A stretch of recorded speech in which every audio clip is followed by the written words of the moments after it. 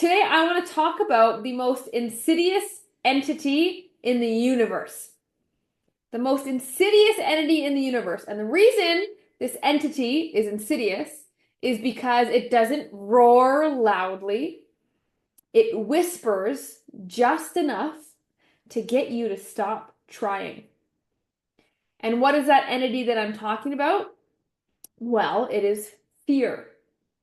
Now, fear plays a role in everybody's life, right? Whether we want it to or not, and whether we know it or not. Fear is playing a role, right? And I mean, I think that's pretty obvious. We all know that. But we don't realize that it's also playing a role in the background somewhere of how we make decisions and in how we feel. And I want to bring that to light today so it's not fear that's sabotaging our weight loss results or our marriage or our relationship with our kids or anything, our happiness. Because fear is very, very powerful. When it grabs a hold of you, we tend to make it a habit and it becomes our comfort zone. And, you know, we worry, right? Like, who's a worrier? Or we always worst case scenario in our heads, right? You get this anxiety all the time. When we worry, when we're anxious, when we're fearful, when we think about all the things that could go wrong, sure, maybe you're like extra prepared for a zombie apocalypse, but you're robbing yourself of being present in the moment. And if we're really honest with ourselves, don't you think one of the goals of life, meaning of life, whatever you want to call it, is to be truly present and satisfied with the current moment you are in right now on this call, listening to my voice, fully present and elated with joy that this is the moment that I choose to be in. Now, it's funny because when we like I remember this is still something that I try to work on, but I remember there was a time in my life where I would be sitting watching TV, scrolling on my phone, and I had my laptop open beside me while I was working. And I had all this going on, distractions, It was like that's how I could be stimulated. It was like my baseline dopamine and oxytocin was raised so high that I needed so much to entertain myself, to stay busy, to be distracted, right? Because like how many people have a hard time sitting still and clearing their mind, not thinking about what they need to get done, not thinking about how they feel or what they need to do, not thinking about crossing things off their to-do list, like truly being present in the moment and enjoying it, right? Because that's what weight loss is about. If you aren't present in the moment, enjoying the transformation that you are going through, you're going to get to your goal and you're going to have missed all the fun. And so your goal will never taste as sweet. And you're robbing yourself of having that goal and fully being in it and appreciating it. And oh my gosh, since becoming a mom, do I feel this? Like it's like a new sense of fear that you have to tackle and you have to battle with, right? Like you're always like, I don't think you ever relax till the time you die once you have kids, It's like, are they safe? Are they okay? Did they hurt themselves? What if this happens? What if that happens? Like craziness, like intrusive thoughts. What if I trip and I fall and I crush my child while I'm running up the stairs with them? It's like craziness since I've been a mom. It's like a new level of fear. And that's kind of why I was inspired to talk about this today. But I think it's also important to note, that's obvious fear.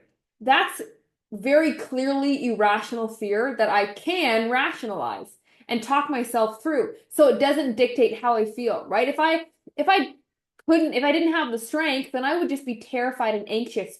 I'd be a be careful mom. Maybe you are one of those, or maybe you know one of those, a be careful mom, right? I don't want to be a be careful mom. I don't want to say be careful anytime my child does something that they might hurt themselves. I want to be a pay attention mom. Are you alert? Are you observant? Pay attention, not be careful. I don't want to instill in my child a life where they're careful because I don't want a life where I'm careful. If I'm always being careful, I don't take risks. I move, I decide out of fear, right? And that's not what I want to perpetuate onto my children, onto my loved ones, or anything. And it's funny because usually our parents, like who had a be careful parent? Like, be careful, watch out, don't do this, right? Don't run with a spoon in your hand, I don't know, whatever, right? Like all this kind of stuff. Be careful, or maybe I had a be careful grandparent. I definitely did. And in life, we tend to choose the path of fear and we disguise it and we call it practicality. You know what I'm talking about? Like, let's be real. Maybe this happened to you, or maybe this happened to somebody you know, but they chose the safe job. They convinced themselves that it was practical and realistic, but that wasn't what they wanted to do. That wasn't their dream. Maybe you chose, I don't know, the safe husband. Wasn't the one that you wanted, but it was a safe, comfortable bet. Like we make decisions out of fear, very obviously out of fear, but we trick ourselves into thinking it was just practical and it makes sense. You know what I'm talking about? But really, when you're making decisions, there's only two ways to make it: out of fear, scarcity, or out of trust. Basically, love, trusting yourself, trusting the universe, trusting that you'll always be okay no matter what happens. And I was listening to this commencement speech. It was Jim Carrey, the comedian. You all know Jim Carrey. And he was talking, I think it was a graduation speech. And oh my gosh, it almost moved me to tears what he was talking about. But Jim Carrey was talking about his father and how his father was so funny and could have been a huge comedian just like him. But he chose the practical route. He became an accountant. And, after he was accountant for a while, he actually got let go of his job. And then Jim Carrey was telling the story that now his family had to fight to survive because they lost that income. But Jim Carrey also said, this taught me one of the biggest lessons of my entire life, and that is you can still fail at the stuff you don't even want. You can still fail at the stuff you don't even want to do. So why not take a chance on the stuff that you love if there's a chance you're going to fail either way? Right? Like, this is so funny. I was talking to a lady yesterday, and she's probably listening to me talk right now. She's going to know I'm talking about her when I bring it up. I was talking to this lovely, wonderful lady, and we were having this meeting. She just completed the 6-week challenge. She started, I think, in the 160s, and she's about to crack the 130s. And we were talking about what's the next step, right? Like, what's your next goal? How can we elevate you and level you up because you've transformed so much? And she wanted to break into the 130s. She's about to break into the 130s. So she said her goal was like, I want to break into the 130s and I want to maintain and hold the 130s. And I was like, yeah, that's a fabulous goal. I love that idea. And then I threw the idea of, what about like 129? What if we went for 129? What if we just touched it a little bit? What if we just 129.9? What if we just touched it? And she went silent. I could see her wheels are turning. And then I said, well, what do you think? Right? I was like, well, give me something's going on in your mind. What do you think? And she said, I don't know about the 120s. It's kind of scary. She said something like that. And it was funny because it related to what I wanted to talk about today. Your goals are your goals. And I will never try to paint on anybody's canvas for what they want to achieve, what they dream of. I will never do that. But what you do need to do is if you have these goals in life, you want to buy a house, you want to buy a cottage, you want a vacation every year, you want to reach this number on the scale.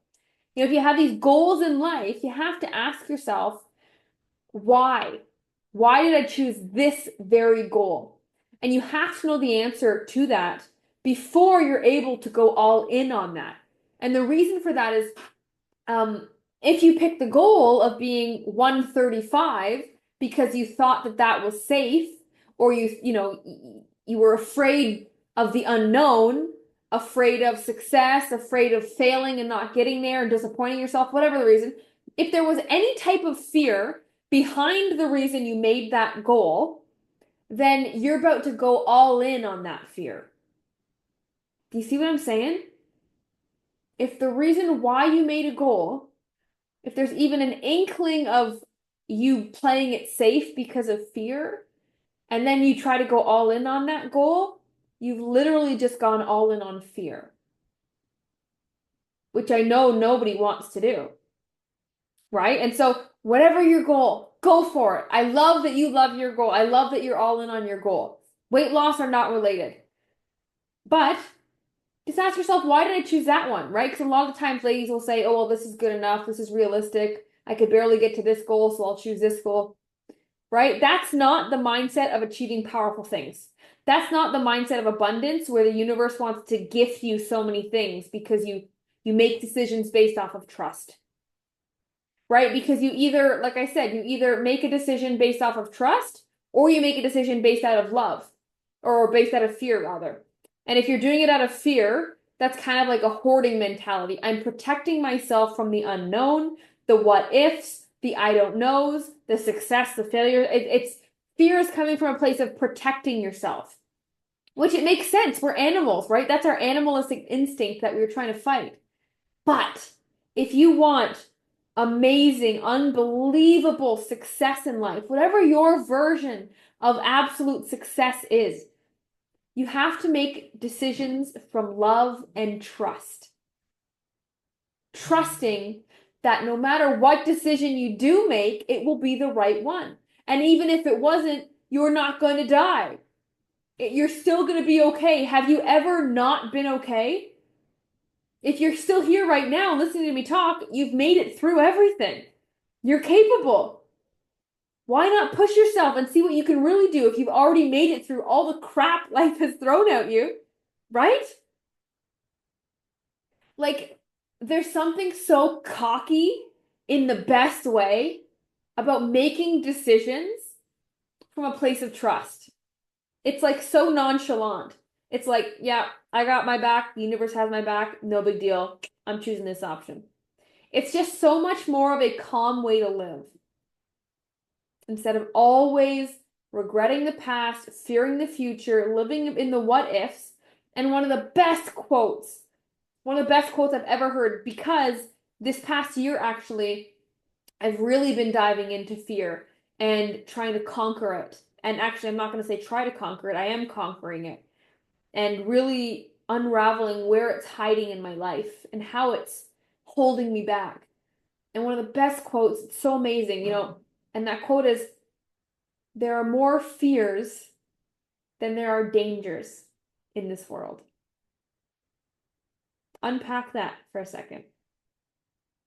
There are more fears than there are dangers in the world. What does that mean? That means there are an endless amount of fears. You will never be short on possible fears, possible things that could go wrong. Ever. There's so many. But the ratio to the amount of dangers that actually exist, it's ridiculous. There are not that many dangers in this world. There really aren't. And so we are wasting our energy thinking about the fears, worrying about the fears, creating fears. Who's a fear creator? Who creates weird scenarios in your head? I've been there, right? Fears far outnumber the amount of actual dangers.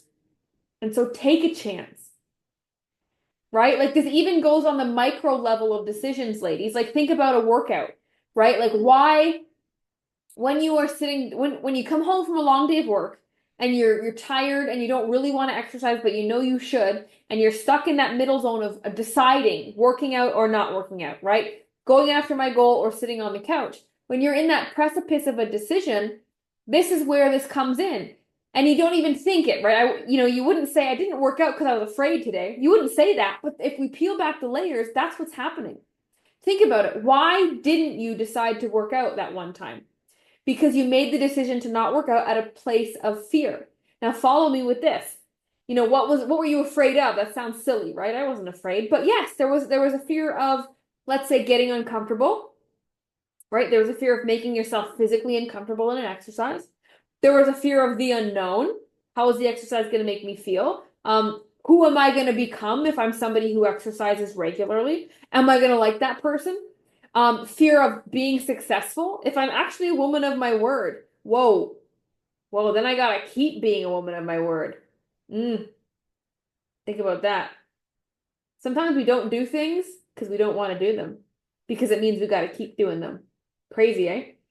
And so every little micro decision, you need to ask yourself, is this from love or from fear? Because if we reverse back to that scenario with the workout, and you say, should I work out? Should I not work out? And you say, am I acting in love, trust, or fear and scarcity? And then you decided, okay, clearly the decision to not work out is a decision of fear.